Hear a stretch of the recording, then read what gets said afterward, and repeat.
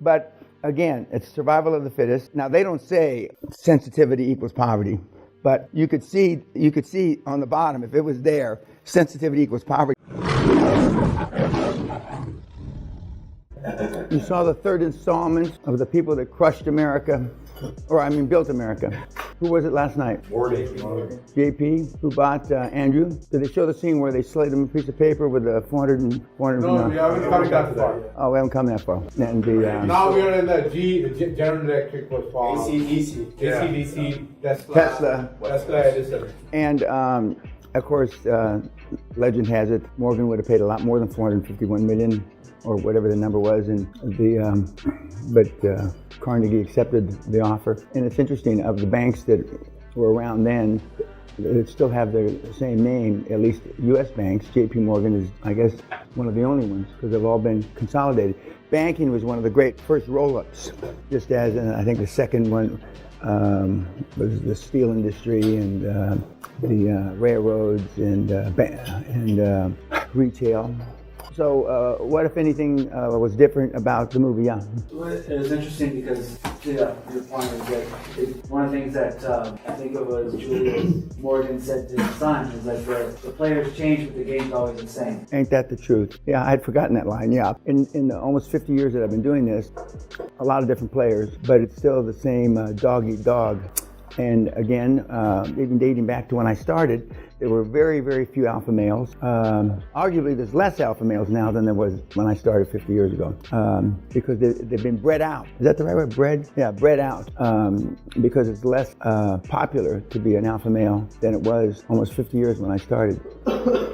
When I started, where you saw a lot of alpha guys was in the military, and that's been bred out too. What else about Julius? Yes, sir. Classic QLA model. Target distressed businesses, buy them, roll them up, fix them up, sell them high. Puff them up like a show dog. Yep. Even when he was getting beaten in the electrical wars, he found a way to win by buying them out. He bought out, Westinghouse, or he fought him. He used litigation as a business tool to scare Westinghouse. They bought everything, changed the name, consolidated. He ended up owning the same thing. Another teaching point, they find a way. The guys always find a way. Never, or no, or failure is never an option. They always find a way. And the best of them find more. And they always find a way. I hadn't really thought about that till I just mentioned it, but there's less alpha males now than there was when I started. Maybe that's why they say that I'm the last of the Neanderthals, because I wasn't that much of an anomaly, maybe 40 years ago, but now I certainly am. Anything else about J.P. Morgan, he evolved after his father's death, actually. He was always creative, but he was always under his father's shadow. And in a sense, he was quite a weenie. Then, as luck would have it, right at the most important point in his career, his father died, which gave him access to all the funds. Because if his father was alive, his father would have yanked him out of the electricity room, because Edison was screwing up big time. When the electric chair goes against them, and they use the AC to burn that guy in the electric chair. Another teaching point, screwing up big time, but they keep rolling. They just keep rolling, because the only time you can move forward, like in the turtle shell analogy, is when you stick your neck out and you stick your legs out. I mean, they really invented the terminology, fail fast, fail forward. And now it's, it's quite different. And of course, they didn't have they still had something, they didn't call it personal development back in those days, but they didn't have all the gurus running around like we've got now, none of which have got a pot to piss in or a window to throw it out of. But as an aside, Napoleon Hill died broke. Napoleon Hill went bankrupt, I believe, twice. Napoleon Hill, on a personal note, I mean, he left his son when his son was born with no ears. He abandoned his son, and contrary to what they say in the book. Yeah, I mean, it's unbelievable. It's unbelievable. And what else? Yes, Doc. Organization concept, they kind of created the term organization when coming in. Oh, Morganization. Yeah. And that's slashing costs and slashing throats. Pure QLA model. The organization thing was. No, I like you hearing you say all this. I don't need the validation, but because I know it's true. But and that's why 25 years ago and 20 years ago, I thought I had 5 years before, all the guys are going to be copying me. Here we are 25 and a half years later and they're still not copying. Because the validity of what you've heard here and what differentiates the hardcore from the regular seminar is, other than working with big numbers in a lot of these cases, is you see whether it's a $500,000 deal or a $5 billion deal, it's the same problem. And when you get that mindset and you understand that it's just a matter of some zeros, and that, as we said yesterday as we closed up, they would rather have a bunch of zeros at the end of the deal because it's the same paperwork and it's more fees. I mean, it never becomes easy, but it sure as hell becomes a heck of a lot easier. Anything else about...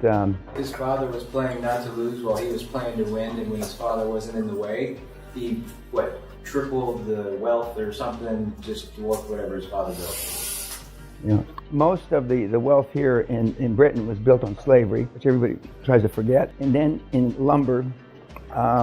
But the family's wealth as a percentage of GDP for Britain was bigger then than it is now, because they have not expanded other than by some organic growth. There's only been 20 or 30 or 40 shakers and movers that have taken that wealth that was built back in the Industrial Revolution and expanded it. And that's why, to a great extent, the Brits admire the Americans for the never say die attitude, because they were the colonies, and 200 plus years ago that broke away, and now they're significantly bigger than Britain. Now, Britain ruled 2/3 of the world from this little island with something called gunboat diplomacy. Gunboat diplomacy. You got it, I want it, I take it. That's it. That was their model. You got it, I want it, I take it.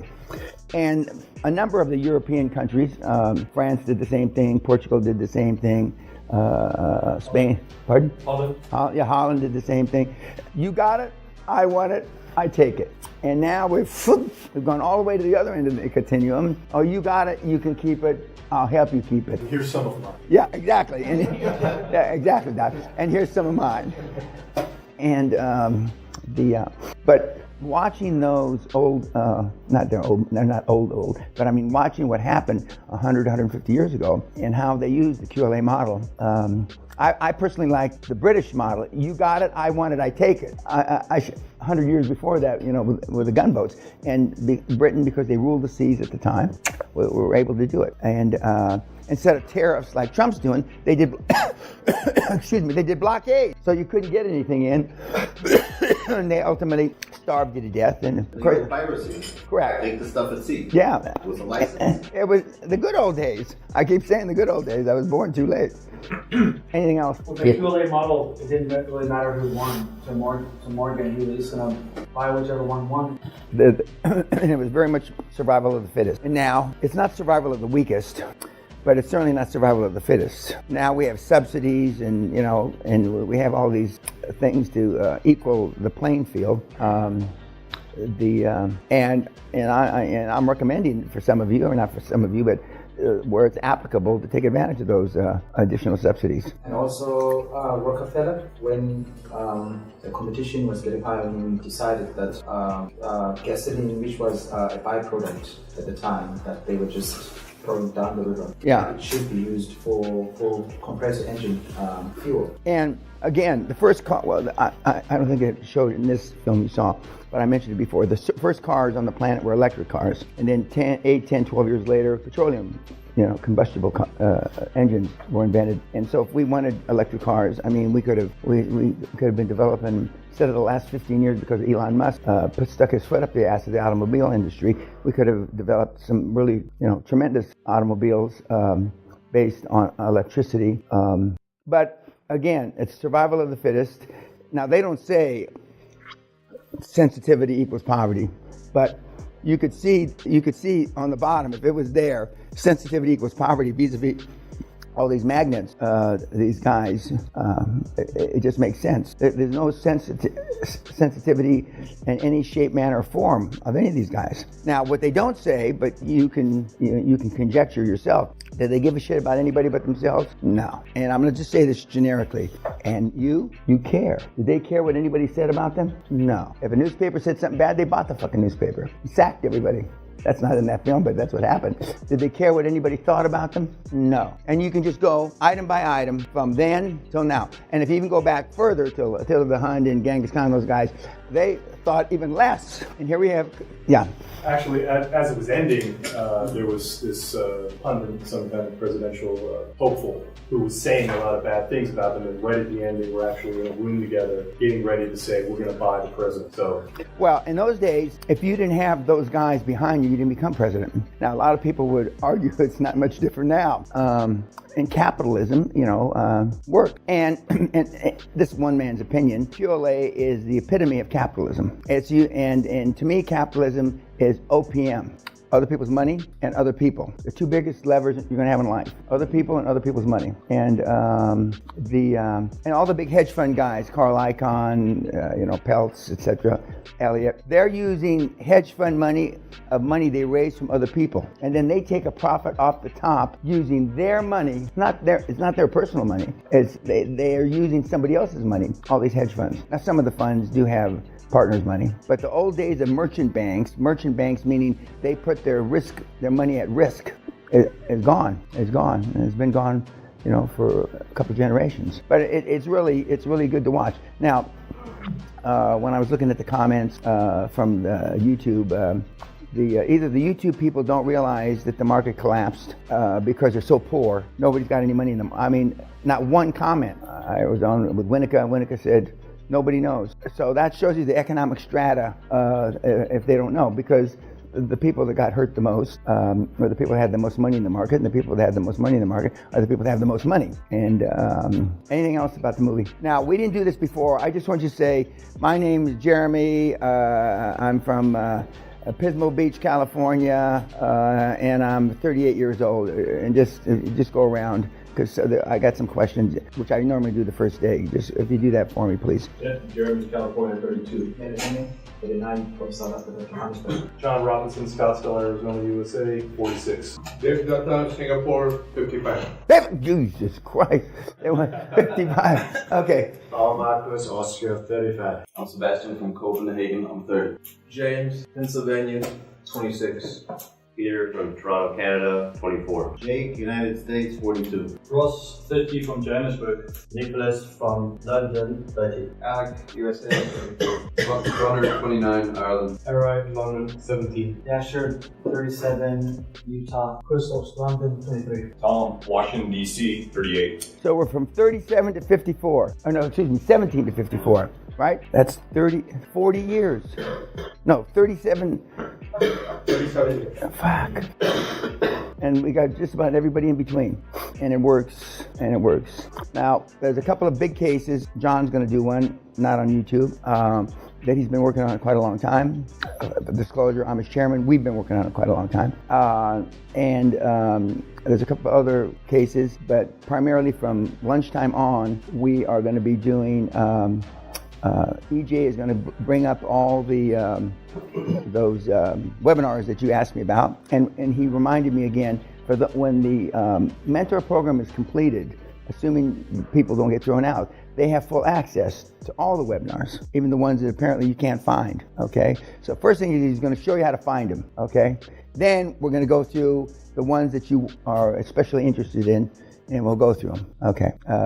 But I always thought that all these guys were real computer savvy, EJ, but maybe they're not much more computer savvy than I am. And then we will go through Q&A, specific things, in addition to things that directly relate to the deals that you're working on right now, and to make sure that by the time tomorrow evening comes around, there's no questions that didn't get answered. Okay? Okay. YouTube, that's it for now.